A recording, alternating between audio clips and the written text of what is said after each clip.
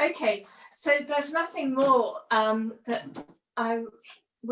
there's nothing I would have liked more than to have joined you at the garden centre, but I'm joining you anyway, so we've brought the garden centre here.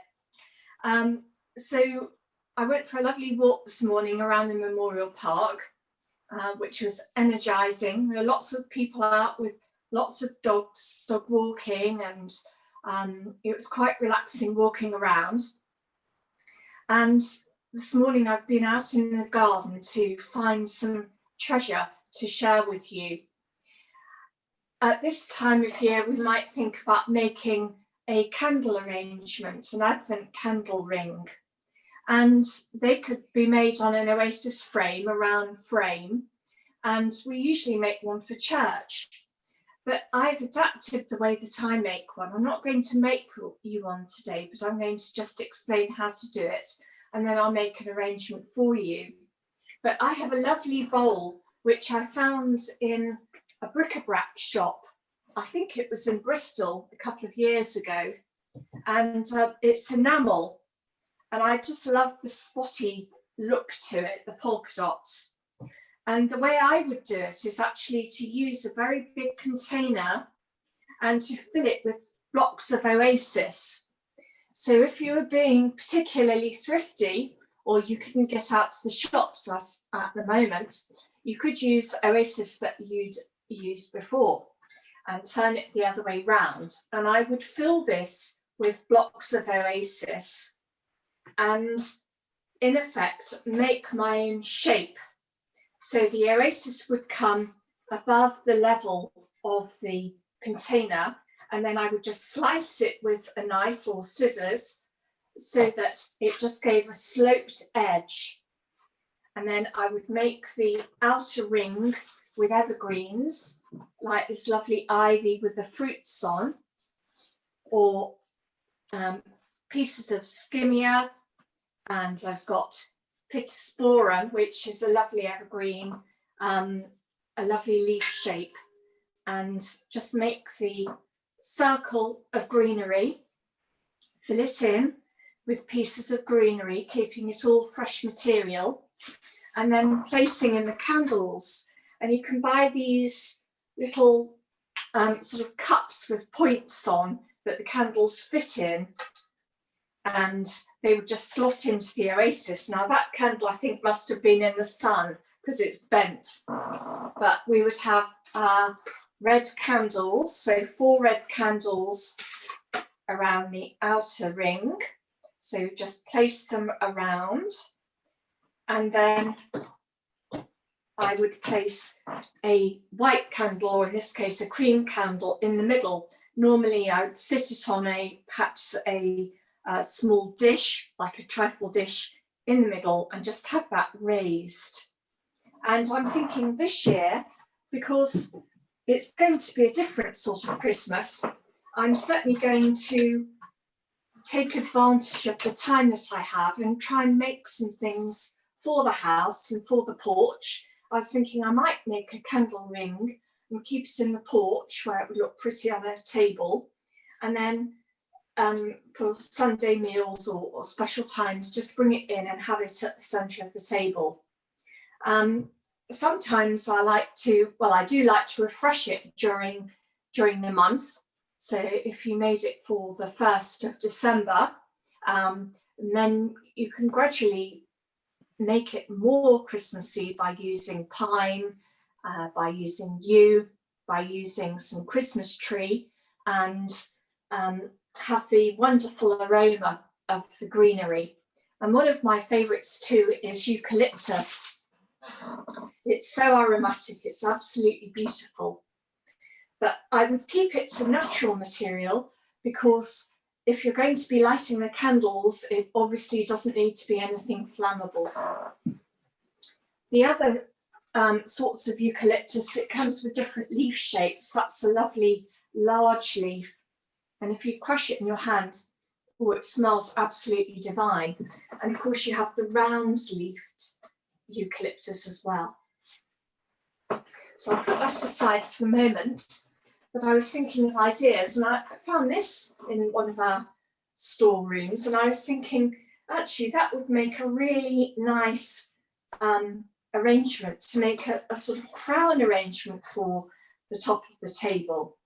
It's just a Christmas nativity crown, and if you work with the crown in place, it would be the best way to do it, but just making sure that you can still see the jewels on the crown.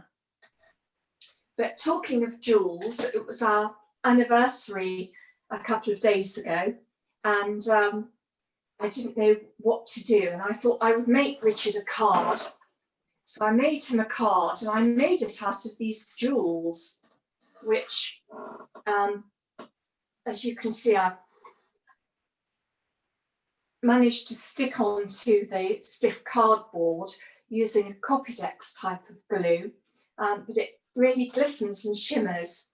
And I put the wording on the back for Richard, but what I want to do is to get a box frame and put it in a box frame as a picture. So that's the sort of card that's a present as well. And I got my jewels from In a Wheel from the Christmas sale, I think, last year when we were at the lake at Barston. I bought this jar of assorted glitzy things, sparkly things, which I knew I would use at some point, and that was how I used it. So to carry on, I'm going to just make a basic shaped arrangement to give you an idea of what to do. You've probably seen this before, but I hope that you find it interesting, and I hope that it might be something that you can adapt and make for yourself, for your home, or for a present, because it's very on trend to give things that you have made yourself as presents. And I think people appreciate the thought and the love that has gone into it. It makes it especially special.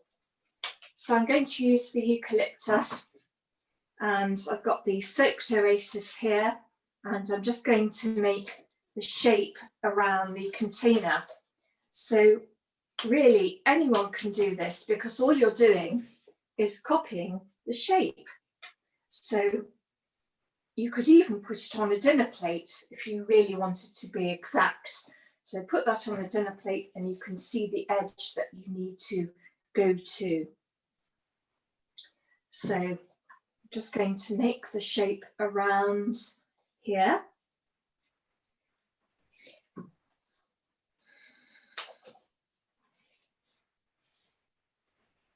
So this would be an arrangement that you could put in the centre of a table.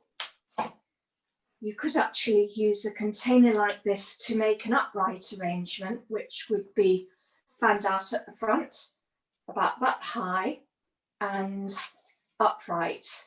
So it would be front facing. But this is the sort of arrangement that you could put maybe on a dining table or a coffee table, because it can be viewed from all around. It hasn't got a part that needs to be concealed. So a piece to give some height in the middle. I haven't done a flower demonstration on Zoom before, so this is something new, but I'm getting quite into Zoom during this lockdown, and I've joined an online church, and I meet up with people from the chaplaincy. We have a service, and then we have some coffee time. I meet up with people from church, and we have coffee together and share news. And I've just been on a Bible study this morning with the Coffee Shop Sunday team. So it's a way of not feeling isolated. So there we have the shape. Now, I'm going to use some different textures because that always makes it more interesting. So I've bought these ivy pieces in from the garden with the lovely fruits, lovely texture on those. And it was very peaceful out in the garden this morning. And very therapeutic just to go out there and to take some pieces of greenery and think about what I might make for you. And I call this cotton lavender. Again, a most lovely, lovely aroma. Really, really pretty. And I love the grey colour. The grey would go with pale pink, it would go with peach or lemon, with pastel colours. And you'd also find that lime green or a bright green is actually a very good colour to put into an arrangement because it goes with most things and it seems to bring the colours together. So we've got different heights and different textures here, and we're just sort of building up a picture. Now I've got the Senecio grey eye, which is really lovely, sort of silver leaved, and then it has the other side, which I think is attractive as well. So you can use it either way. So it's very, very versatile. And I said to you before, I think, that I remember people buy their wedding bouquets and the wedding bouquets that I made for them. And I have happy memories of making Eileen Creed's daughter's wedding flowers. And they were the palest pale pink and white. And we used some of this grey in there, some of this cotton lavender in there, and some of the Senecio. And they were beautiful little roses called bridal roses, bridal pink roses, and some Carol roses. So this is another shrub from the garden, has quite a distinctive perfume. I'm sure Beryl or maybe Mary or let me think, Brenda and Lucy or Jill Joyce will know the name of this one. It escapes me for the moment. So it's got that lovely creamy white with just a hint of pink.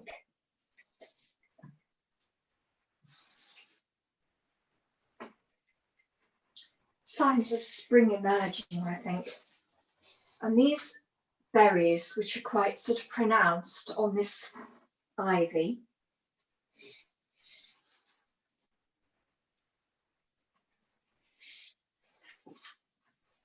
and this is the flower from a castor oil plant. They're absolutely lovely. They're almost like baubles, I think. So you can see that already I've made something quite nice with different colours and textures, lovely fragrance, and it's quite interesting without even having added the flowers. Got some skimmia, the little flowers on there.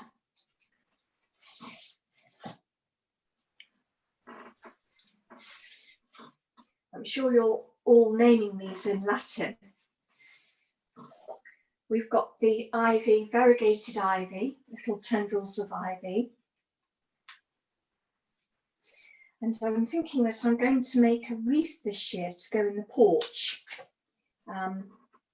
with some dangling ribbons on, I think. But it's certainly going to be a year when I really do go to town with fresh decorations. Now these are bay leaves, that lovely fragrance, and the camellia. Already the buds are quite formed into flowers. The glossy leaves. And the strawberry leaf. Now strawberry plant on the terrace. And a little bit of the pinks, the carnation plant. Again, a lovely silvery green. Because this all adds to interest, makes it much more interesting. And some of the flowers on that.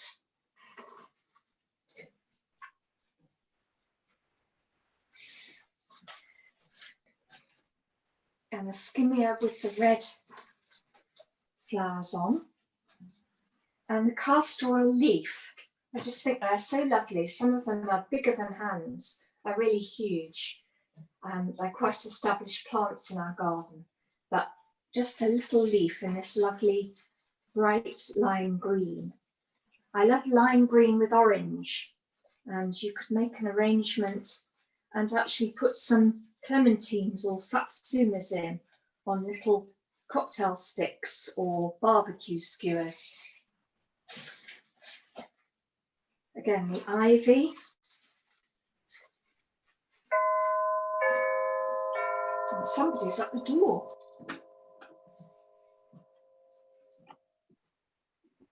And some more of these castor oil heads.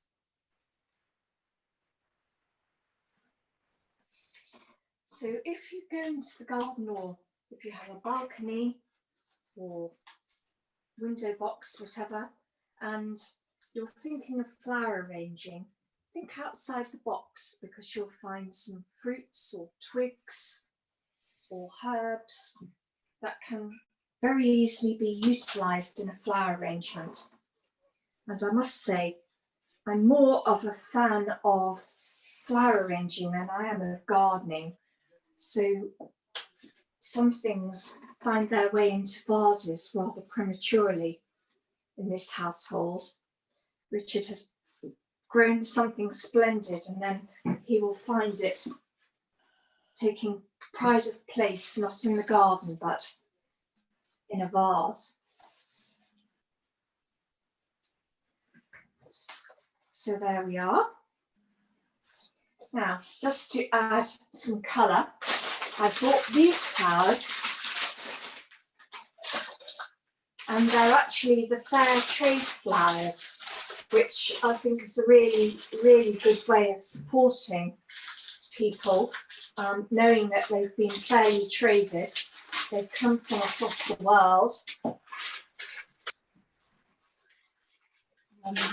A lot of roses are actually from Kenya, can we believe? And here, highlighted on the map, are Ethiopia and Kenya. So I think that they're from those countries. So we've got this lovely reddish pink, really pretty. So I'm going to make this actually quite high. And you'll see why in a few minutes. Like that placement's going in. Push the flowers quite well into the oasis. The oasis is being well soaked, and there's flower food in there. And the pale pink ones, so we usually put pale colours on the outside, which is a good tip because it means that it actually highlights the outline and then takes the eye into the middle where the dark colour is. So I'm going to put one here. So we usually work in 3s and 5s if we can. That's always visually good to work in 3s and 5s. That one's actually broken there, so I shall leave that for the moment and use this one. That one. Here we are.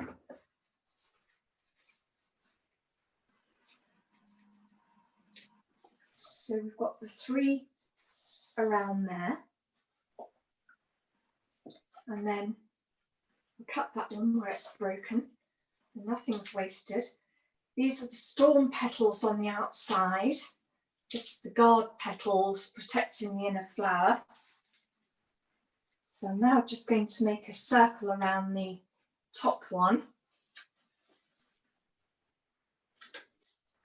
So cut the flowers on an angle to make sure that they can absorb lots and lots of water. Always keep the flowers out of a centrally heated room if you can. So at night you could put them somewhere a bit cooler, but mind that they don't find the frost.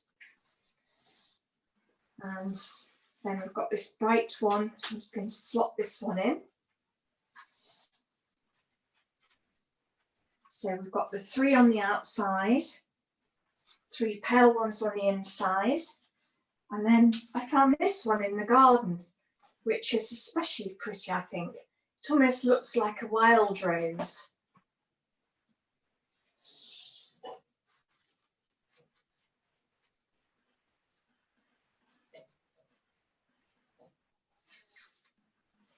On Saturday for our anniversary, we did go to a garden centre. We went to Hilltop, which I think is near Bulkington. Some of you might know that one. It's an independent garden centre. And it was full of throngs of people, so we didn't stay long. They seemed to be doing their Christmas shopping. There were sections with Christmas decorations in all the colours you could think of. And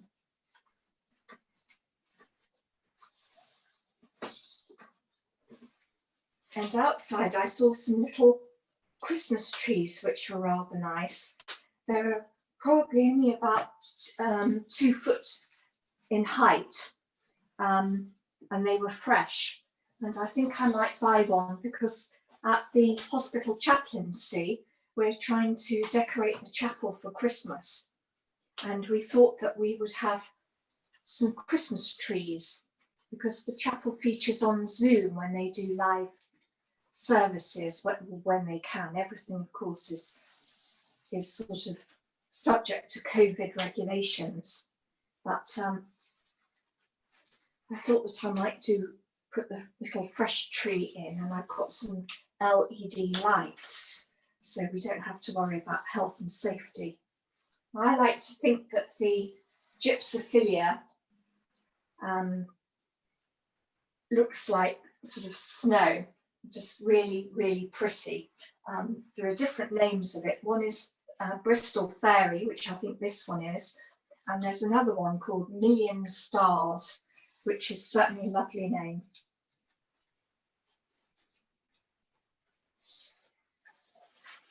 Now, I thought that I would try and add a little festive flair to this, and so I bought these baubles. Now, one of you gave these baubles, and I purchased them last Christmas at the Inner Wheel table, the Christmas table.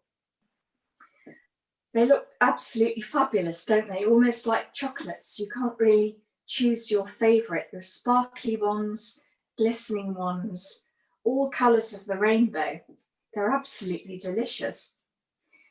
Well, whilst I was out walking this morning, I collected some little twigs. They're so delicate. They're really, really fine. But I thought what I would do is just turn this into a little Christmas arrangement, something a little bit theatrical, by sticking these twigs in, and of course using those lovely baubles. So I'm just sticking these twigs near the middle. They're very frail, very, very delicate. And another seed head here. I can't hear you. I think you're all on mute. I'm presuming everyone's still there. Now, I'm going to pop some little baubles on. I just think these are absolutely gorgeous. So thank you to whoever donated these. Oh, look, it just brings it to life, doesn't it? These little coloured baubles. Just threading them directly on. My son is here today and he said, oh, they're very, very delicate twigs. I said, well, the baubles I'm using are very, very tiny. I think these are delightful. And I've had them for a year and not used them. So they must have been meant for this special arrangement. Gosh, I can't really choose. There's so many. They're absolutely delightful.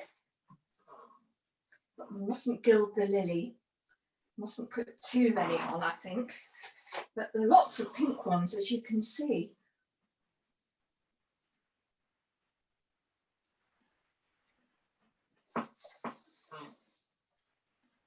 So I'm sure that you can all make something and bring the outside in, because I do think that it's very important at the moment when a lot of people are locked down, just to enjoy nature and to also take your mind away from the realities of life at the moment. Indulge yourself in something that you like doing. I could really do this all day. I far prefer it from the ironing or the cooking or the shopping or anything else that needs doing. And then perhaps just a few others. Perhaps I'll move on to the silver to pick up the grey foliage. So just a few, not too many.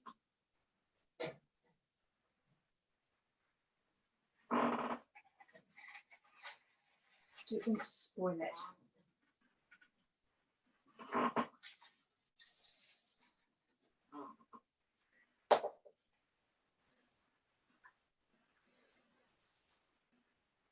I like gathering baubles and putting them into glass vases. If you dishwash the vases or the dishes, make sure they're really sparkly clean, and then just put a few baubles in and put them by a table lamp. They look really pretty.